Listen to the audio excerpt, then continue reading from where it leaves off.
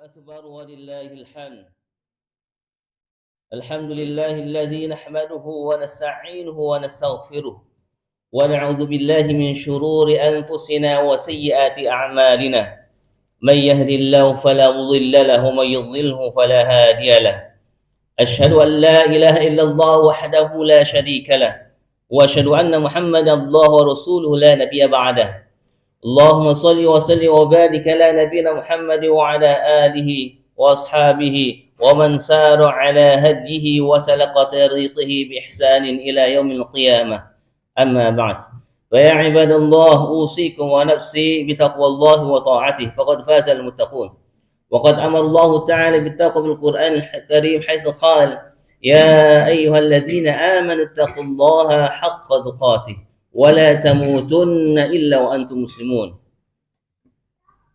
Hadirin sidang salat Id yang dimuliakan Allah Subhanahu wa taala. Alhamdulillah kita berkumpul di rumah Allah Subhanahu wa taala ini menunaikan ibadah sunnah muakkadah. Selain di belahan bumi tanah suci, jutaan umat Islam menunaikan kewajiban mereka. Seraya kita mendoakan mereka menjadi hajinya haji mabrur yang akan membawa kebaikan dalam kehidupannya. Hadirin yang dimuliakan Allah Subhanahu wa taala, tak lupa kita selalu panjatkan puja-puji kepada Allah Subhanahu wa taala yang telah menganugerahkan berbagai nikmat kepada kita semua yang tidak bisa kita menghitungnya. Nikmat yang utama keimanan, keislaman, dan nikmat sehat. Dan Allah mengizinkan kita berkumpul pada hari ini di rumah yang suci ini. Dan juga kita berharap berbagai aktivitas kita hari ini kita niatkan ibadah kepada Allah Subhanahu wa taala diterima oleh Allah Subhanahu wa taala. Selanjutnya kita curahkan selalu salawat dan salam kepada junjungan Nabi Muhammad sallallahu alaihi wasallam yang telah menyampaikan risalah Islam yang sempurna, tidak ada celah kekurangan. Bukan hanya untuk bangsa Arab saja, tapi untuk seluruh manusia. Tadinya manusia tidak mengenal Allah, tidak tunduk menyembah kepadanya. Ketika Islam tersampaikan, kembali manusia mengenal Allah dan tunduk menyembah kepadanya. Tadinya manusia jauh daripada etika dan moral. Ketika Islam tersampaikan, tersebarkan, muncullah peradaban manusia yang menjunjung tinggi etika dan moral. Dan ini merupakan salah satu misi Rasulullah SAW diutus. Beliau tegaskan dalam satu riwayat, innama bu'ithu liutammima makarimal akhlaq. Sesungguhnya aku diutus hanya untuk menyempurnakan akhlak yang terpuji ataupun akhlak yang mulia. Dan juga kita rasakan keimanan, keislaman kita pada hari ini tak lepas dari jasa beliau. Kita berharap keimanan, keislaman kita selalu melekat pada diri kita sampai Allah Subhanahu wa taala mengambil ruh kita kembali sebagaimana tadi firman-Nya dalam surat Al-Imran, wala tamutunna illa wa antum muslimun. Dan sekali-kali janganlah kamu mati kecuali dalam keadaan Islam. Selanjutnya para jemaah sekalian, khatib mengajak untuk selalu meningkatkan ketakwaan. Karena dengan takwa lah Allah Subhanahu wa taala akan menilai hambanya di sisinya. Barang siapa yang bertakwa, maka dia akan menjadi manusia yang mulia, dan sebaliknya yang enggan, maka dia akan menjadi manusia terhina, terutama terhina di akhirat nanti. Dan Allah Subhanahu wa taala pun mengingatkan kepada kita untuk berbekal dengan sebaik-baiknya bekal. Itu adalah ketakwaan. Wa tazawwadu fa inna khairaz zadi taqwa. Dan berbekallah kalian, dan sebaik-baiknya bekal itu adalah ketakwaan. Allahu akbar, Allahu akbar, Allahu akbar walillahil hamd. Hadirin yang dimuliakan Allah Subhanahu wa taala. Allah Subhanahu wa taala memerintahkan kepada kita berbagai macam perintah ataupun ibadah. Kalau yang perintah biasanya itu adalah hukumnya wajib. Makanya ada ulama membagi ibadah itu dua macam atau dua jenis. Ibadah mahdhah wa ibadah ghair mahdhah. Ibadah mahdhah adalah ibadah yang kita tidak mungkin paham tujuan Allah Subhanahu wa taala memerintahkan kita untuk melaksanakannya, kecuali hanya dituntut oleh kita melaksanakannya dengan totalitas untuk melaksanakannya. Kita tidak paham, ya. Seperti sholat misalkan. Allah Subhanahu wa taala memerintahkan untuk apa? Kemudian puasa, haji dan sebagainya yang fardu. Tapi untuk ibadah ghair mahdhah bisa dipahami. Untuk tujuan-tujuannya, seperti menuntut ilmu, mencari nafkah dan sebagainya. Para jamaah sekalian yang bukan Allah Subhanahu wa taala, dalam hal ibadah fardu yang Allah wajibkan kepada kita semua, seyogianya bagi seorang mukmin, muttaqin, orang yang beriman dan bertakwa, bukan hanya sebagai penggugur kewajiban. Mengapa? Karena ketika dia digelarkan menjadi orang bertakwa, maka tidak ada lain ibadah-ibadah tersebut akan ada efek positif dalam kehidupannya. Kalau sekedar hanya menggugurkan kewajiban, maka bisa dikatakan hampir tidak ada efek kebaikan dalam kehidupannya. Sebagai contoh, dalam salat, dalam surat Al-Ankabut, Allah Subhanahu wa taala menyampaikan salah satu manfaat dari salat adalah inna salata tanha 'anil fahsya'i wal munkar. Sesungguhnya salat dapat mencegah perbuatan keji dan kemungkaran. Bayangkan, jika semua umat Islam mendirikan salat atau menjalankan salat dengan sebenarnya, maka berbagai macam kemungkaran dan kekejian bisa dicegah. Tidak ada lagi orang yang menzalimi orang lain. Kalau seorang mukmin melaksanakan hal ini, mendirikan salat, paling tidak ketika dia tidak bisa melakukan banyak kebaikan, maka potensi keburukannya dia berusaha jangan sampai dirasakan oleh orang lain. Ini dari salat. Subhanallah, kalau salat saja tegak, maka tidak ada lagi yang namanya orang menzalimi orang lain. Orang lain mengambil hak saudaranya dan lain sebagainya dari salat. Ini efek positif dalam kehidupan. Kemudian para jamaah sekalian bukan Allah Subhanahu wa taala, dalam hal ibadah siyam, puasa yang bulan Ramadan kita laksanakan, di dalamnya banyak nilai-nilai ketakwaan ibn. Dan biasanya yang masih sangat minim, nilai ketakwaan yang mungkin masih banyak hilang dari orang puasa adalah al-ihsan atau al-muraqabatullah.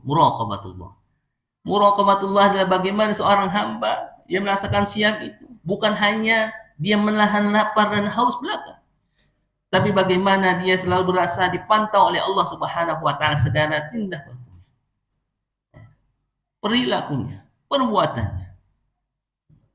Karena dia puasa bukan lagi dilihat oleh manusia atau dinilai oleh atasannya, tetapi dia berpuasa karena dia merasa dipantau oleh Allah Subhanahu wa taala.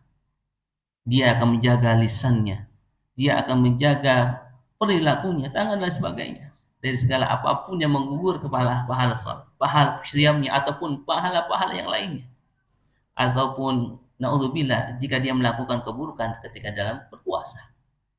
Maka pantasnya ketika Allah Subhanahu wa taala dalam suatu hadis qudsi menyampaikan as-saumu li wa ana ajzi bihi. Puasa itu hanya untukku dan aku sendiri yang akan memberikan ganjarannya. Dan dari sikap muraqabatullah ini akan melahirkan sikap ihsan, nilai ketakwaan. Ihsan an ta'budallaha ka'annaka tarahu fa in lam takun tarahu fa innahu yarak. Ihsan engkau menyembah Allah Subhanahu wa taala seakan-akan engkau melihat Allah. Kalaupun kau tidak melihat Allah, maka ketahuilah bahwasanya Allah Subhanahu wa taala Maha melihat. Jadi dia melaksanakan perilaku ihsan dalam hidup. Penampakannya, mazahirnya dia adalah ihsan. Ihsan adalah satu berbuat kebaikan. Mengapa? Dia bukan karena ingin dilakukan ataupun segala apapun amalnya bukan ingin dilihat oleh manusia, tapi bagaimana ihsan itu menjadi saham buat kehidupan akhiratnya nanti. Apapun dilakukannya. Manusia perjamaah sekalian bukan Allah Subhanahu wa taala. Secerdas apapun, dengan sistem yang dibuat secanggih apapun, pasti banyak kelemahannya. Sistem keuangan dibuat secanggih mungkin, tetap saja koruptornya ada. Ini yang terjadi. Alat secanggih apapun, smartphone kah atau CCTV yang merekam segala keperbuatan manusia, tetap ada kelemahannya. Sedikit saja kuasa sudah tidak berfungsi. Tapi Allah Subhanahu wa taala pantauannya meliputi apapun. La yughadiru saghiratan wala kabiratan illa ahsaha. Tidak meninggalkan yang kecil pun yang besar. Allah pasti akan jaga. Innallaha khabirun bima ta'malun. Dan pasti Allah Subhanahu wa taala akan mengabarkan lagi, membuka rekaman-rekaman yang telah Allah rekam kepada hambanya. Tidak ditinggalkan sekecil apapun. Pasti akan diperlihatkan. Oleh karena itu seorang hamba yang beriman ketika melaksanakan ibadah, ketika melaksanakan apapun perbuatan, dia ingat bahwasanya Allah Subhanahu wa taala akan memantaunya dan akan meminta pertanggungjawabannya.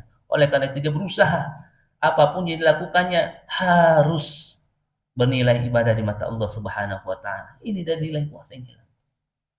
Jika ini ada ditegakkan ibadah siamnya, maka tidak ada lagi minimal ya koruptor akan terhilangkan. Tidak ada lagi orang yang suka menzalimi orang lain dan sebagainya. Dari ibadah siam. Allahu akbar, Allahu akbar, Allahu akbar walillahil hamd. Kemudian dalam ibadah haji yang saat ini kita sedang menyaksikan sebagian umat Islam itu menjadikan duta-duta dari negara ataupun bangsanya masing-masing menunaikan kewajiban di tanah suci. Para jamaah sekalian yang Allah Subhanahu wa taala. Haji ketika Rasulullah SAW memberikan gambaran ganjarannya adalah jannah, surga. Al-hajjul mabrur laisa lahul jaza illa jannah. Haji mabrur tidak ada lagi ganjaran yang pantas melainkan surga Allah Subhanahu wa taala. Para jamaah sekalian yang Allah Subhanahu wa taala. Mabrur. Mabrur asal kata dalam bahasa Arab kata birruh. Kebaikan. Jadi ketika seorang mukmin menunaikan kewajiban ke sana bukan sekedar mencari gelar, menggugurkan kewajiban tidak, tetapi bagaimana hajinya itu akan berbuah kebaikan dalam kehidupannya. Lihat dalam surat Al-Baqarah ayat 177. Laisal birra an tuwallu wujuhakum qibala al-masyriq wal maghrib, walakinnal birra man amana billahi wal yawmil akhir. Bukanlah kebaikan itu kalian menghadapkan wajah kalian ke timur dan ke barat. Tapi kebaikan yang pertama adalah masalah tentang rukun iman. Menegakkan rukun iman. Beriman kepada Allah, beriman kepada hari akhir, kepada malaikat, kepada Rasulnya, kepada kitab-kitabnya. Ya. Menegakkan salat, ya. Membayar zakat, memberikan atau menzakahi, menginfakkan harta yang paling dicintainya kepada siapa? Orang-orang terdekat, fakir miskin, ya. Dan lain sebagainya. Bayangkan, ini birrah dalam Al-Quran dijelaskan. Seorang yang menunaikan haji minimal ini dilaksanakan. Segala apa bentuk kebaikan maka dia akan selalu melaksanakan. Dengan makna lain, ketika dia kembali nanti kepada kaumnya, kepada masyarakatnya, kepada keluarganya, maka para hujjaj, para haji itu adalah sumber-sumber kebaikan sebenarnya. Para jemaah sekalian yang bukan Allah Subhanahu wa taala. Allahu akbar, Allahu akbar walillahil hamd. Subhanallah. Jika ini ditegakkan dengan baik, ya. Orang yang sudah berhaji, ya. Umat Islam Indonesia kurang lebih 200 ribuan berangkat tiap tahun, paling banyak. Jika memang bergelar haji mabrur semuanya, subhanallah, pasti akan memberikan efek positif bagi kehidupannya. Bukan hanya untuk individu, bukan hanya untuk keluarga, tapi untuk masyarakatnya juga. Allahu akbar walillahil hamd. Para jamaah sekalian bukan Allah Subhanahu wa taala. Lihat efek positif dari setiap ibadah yang kita lakukan. Allah akan berikan gambaran-gambaran. Dan di akhir, ketika efek positif dalam kehidupan kita, Allah gambarkan dalam Quran itu bukan individu, tetapi suatu negeri. Bukan individu gambarannya, tetapi menggambarkan suatu negeri. Dalam surat Al-A'raf, Allah Subhanahu wa taala berfirman, "Walau anna ahlal qura amanu wattaqau, lafatahna 'alaihim barakatin minas sama'i wal ardh, walakin kadzdzabu fa akhadnahum bima kanu yaksibun." Jikalau penduduk negeri itu beriman dan bertakwa kepada Allah Subhanahu wa taala dengan sebenar-benarnya, pastilah kami bukakan pintu berkah dari langit dari bumi. Janji Allah Subhanahu wa taala. Kalau memang semua nilai ketakwaan dalam ibadah itu kita bisa mewujudkan dengan baik. Kembali. Berkah bukan berarti banyaknya harta. Kita lihat banyak orang yang banyak harta, tetapi dengan hartanya tidak tenang hidupnya. Ada yang banyak harta tetapi tidak bisa menikmatinya. Bangsa Indonesia, siapa yang mengingkari kekayaan alam yang paling kaya negaranya? Nggak ada.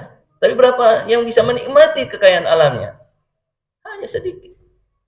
Dari Freeport saja, bahkan ada berita hanya 1%. Belum lagi dikorupsi. Apakah ini berkah? Keberkahan yang kita inginkan adalah ketika kita diberikan kesolehan diri. Istri-istri yang saleh, anak-anak yang saleh-salehah, tetangga-tetangga yang baik, pemimpin-pemimpin yang baik, yang saleh. Itu berkah. Segala urusan kita dipermudah. Dijauhkan dari segala bencana. Bencana dunia maupun bencana akhirat atau bencana din, agama. Bencana dunia bukan hanya bencana alam, tapi pemimpin-pemimpin yang buruk pun itu bencana. Musibah din, musibah dalam agama. Agama kita kurang paham, maka akan menjadi musibah. Apalagi nggak mau belajar tentang agama, lebih akan menjadi musibah.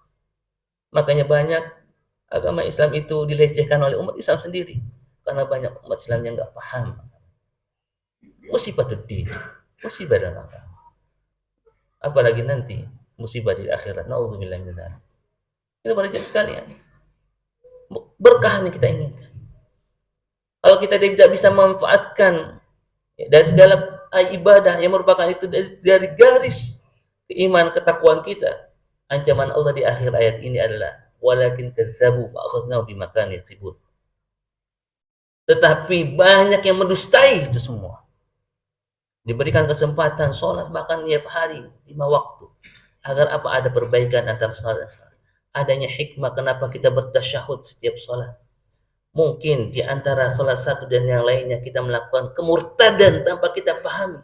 Maka sholatlah kita bisa memperbaikinya. Kemudian puasa, antara puasa yang lain dan sebagainya. Kalau memang ada kebaikan di situ pasti akan ada perbaikan.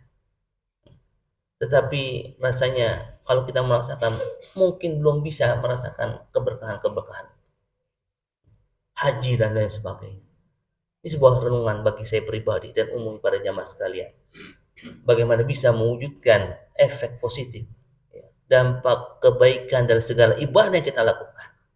Oleh karena itu para jamaah sekalian, khatib mengajak di akhir khutbah yang singkat ini, dari segala apapun ibadah yang kita lakukan, marilah kita laksanakan dengan semaksimal mungkin, sebaik-baiknya. Dan setelah itu kita berusaha mewujudkan efek-efek positif dalam kehidupan kita, agar tidak sekedar menggugurkan kewajiban, tetapi menjadi solusi bagi kehidupan kita secara individu, keluarga, ataupun secara bangsa ini. Demikian para jamaah sekalian, semoga Allah Subhanahu wa taala memberikan hidayah kepada kita kekuatan untuk selalu menjalankan perintah-perintah Allah dengan maksimal dan memberikan semuanya efek kebaikan untuk kehidupan kita bersama. Aqulu qouli hadza wa astaghfirullah li wa lakum wa lisairil muslimina wal muslimat wal mu'minina wal mu'minat fastaghfiruhu innahu huwal ghafurur rahim.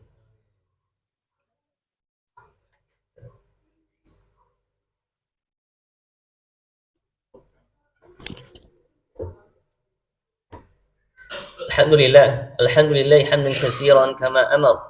Asyhadu an la ilaha illallah, asyhadu anna Muhammadar Rasulullah, wa sallallahu alaihi wasallam. Allahumma shalli wa sallim wa barik ala nabiyyina Muhammad wa ala alihi wa sahbihi ajma'in. Amma ba'd. Fa ya ibadallah, usikum wa nafsi bi taqwallahi wa ta'ati faqad fazal muttaqun. Qad amara Allah ta'ala bi taqwa bil Qur'anil Karim. Ya ayyuhallazina amanu taqullaha haqqa tuqatih wa la tamutunna illa wa antum muslimun. Allahu akbar, Allahu akbar, Allahu akbar walillahil hamd. إن الله وملائكته يصلون على النبي يا أيها الذين آمنوا صلوا عليه وسلموا تسليما اللهم صل وسلم على نبينا محمد وعلى آل محمد كما صليت على إبراهيم وعلى آل إبراهيم وبارك على محمد وعلى آل محمد كما باركت على إبراهيم وعلى آل إبراهيم في العالمين إنك حميد مجيد اللهم اغفر للمسلمين والمسلمات والمؤمنين والمؤمنات الأحياء والأموات إنك يا مولانا سميع قريب مجيب الدعوات يا قاضي الحاجات يا كافي المهمات برحمتك يا أرحم الراحمين. اللهم أعز الإسلام والمسلمين وأذل الشرك والمشركين أعداءك أعداء الدين. اللهم ألف بين قلوبنا وأصلح ذات بيننا واهدنا سبل السلام وجنبنا الفواحش والفتن والمنكرات ما ظهر منها وما بطن من بلدنا هذا ومن سائر البلاد المسلمين. اللهم أعنا على ذكرك وشكرك وحسن عبادتك. اللهم إنا نعوذ بك من جهد البلاء ودرك الشقاء وسوء القضاء وشماتة الأعداء. اللهم إنا نسألك الهدى والتقى والعفاف والغنى. اللهم انصر إخوان المسلمين المستضعفين المجاهدين في فلسطين من اليهود الظالمين. اللهم أنزل عليهم مائدة من السماء تكون لهم عيدا لأولهم وآخرهم وآية منك وارزقهم وأنت خير الرازقين. اللهم أهلك الكفر اليهود والصهيونيين وقرنائهم. اللهم زلزل أقدامهم. اللهم دمرهم.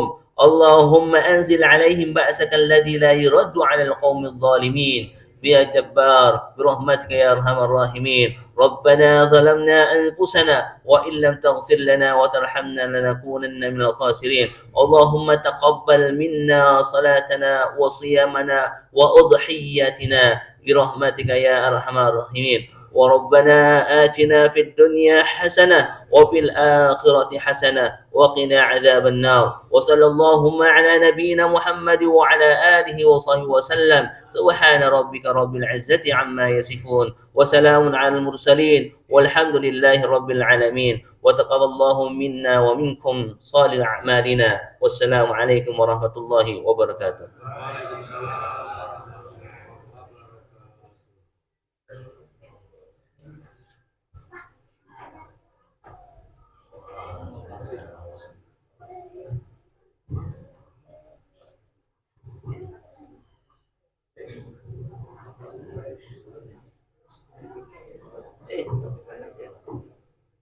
Iya, apa kelamaan tadi?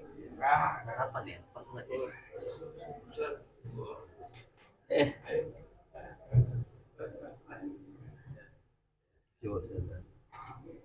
Assalamualaikum.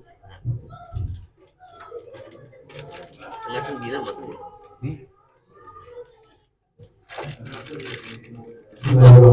Assalamualaikum warahmatullahi wabarakatuh. Salat di sini kenapa nggak berantar ya? Kita menghadiri informasikan kepada para korban bahwa pelaksanaan penyembelihan hewan kurban dilaksanakan pada pukul 9. Kami berharap di sini bagi para korban untuk dapat hadir untuk menyaksikan penyembelihan hewan kurbannya. Jadi kami sekali lagi kami dari panitia korban menyampaikan bahwa kami dari panitia korban pelaksanaan penyembelihan hewan kurban kami laksanakan pada pukul 9 dengan berharap di sini kepada para korban untuk dapat hadir untuk menyaksikan hewan kurban yang saat disembelih. Demikian informasi dari panitia korban. Wassalamualaikum warahmatullahi wabarakatuh.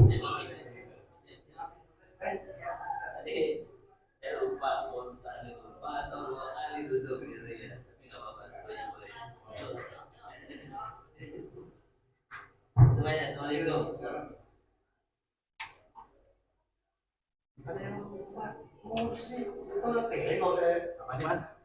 kursi.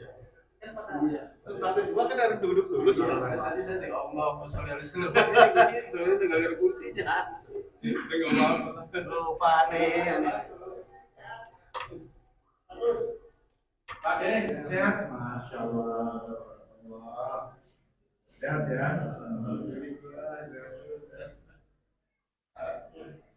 Sabun gandeng-gandengan lagi Pak Deh? Di anu sehat ya? Anu cing malah dihitung, cing nggak boleh gitu, dihitung di situ, untung aja buru-buru, cing nggak boleh, langsung diikat.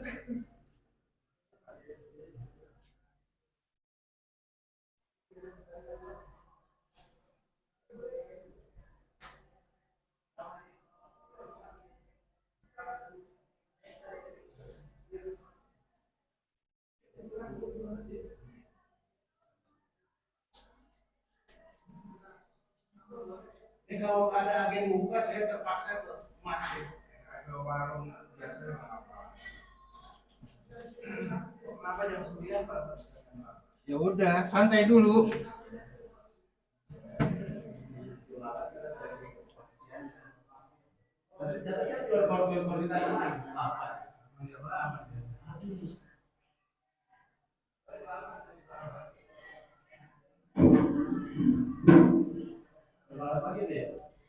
Langsung ikat. Tarik nafasnya kemana? Kemarin ke 10 udah beli.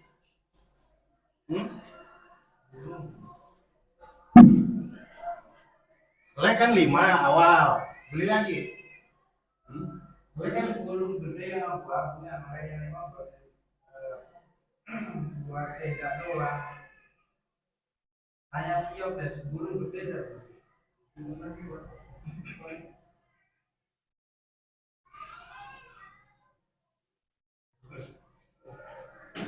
Memang sebenarnya korban saya buat sebenarnya pertama Ustaz lalu kalau sholawat dia duduk dia bangkit lagi. Nah Ustaz juga sholawat ya dia berdiri lagi. Itu tadi saya kira mau langsung ini dari 34 lagi. Saya membuat bapak sholat lagi. Ini harus 2 kali. 2 kali. Jadi bingung tadi.